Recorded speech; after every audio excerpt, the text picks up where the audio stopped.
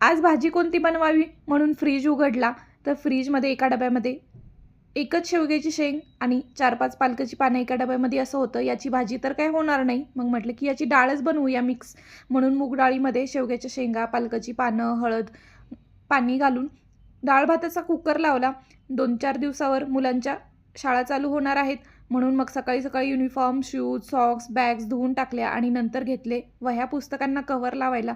आजकाल स्कूलमधूनच अशा प्रकारे कव्हरचा रोल देतात, तो लावायचा असतो. आमच्या वेळी तर न्यूजपेपरचा कव्हर लावायचं. नवे पुस्तक किंवा वह्यासुद्धा मिळायच्या नाही. अर्ध्या किमतीवर कोणाचे तरी वापरलेले जुने पुस्तक घ्यायचे आणि त्याला न्यूजपेपरचा कव्हर लावायचा. तेच वापरायचं वर्षभर. फाटलेलं तुटलेलं असेल ते तर त्याला डिंकाने चिपकवायचं. फेविकॉलसुद्धा मिळत नव्हतं.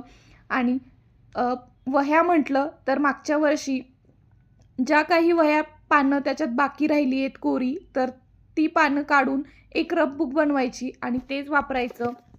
क्वचितच कोणत्या तर विषयासाठी 1-2 वह्या नवीन घ्याव्या लागायच्या, तेच भारी वाटायचं. पण आजकालच्या मुलांना वर्षाला नवीन पुस्तकं, वह्या, बॅग हे सगळं घ्यावं लागतं. पण खरं तर आमच्या वेळीचंच बालपण भारी होतं असं वाटतं. असो तर सगळ्या वह्यांना, पुस्तकांना कव्हर लावले, स्टिकर लावले नावाचे आणि सेट करून ठेवून दिल्या. तोपर्यंत डाळ भाताचा कुकर झाला. मस्त डाळ फोडणी दिली. गरमागरम इंद्रायणी तांदळाचा चिकट भात आणि ही शेवग्याची शेंग आणि पालकाची डाळ, त्याच्यावर तूप. एकदम भारी झाली होती डाळ आणि भाताबरोबर मस्त लागते.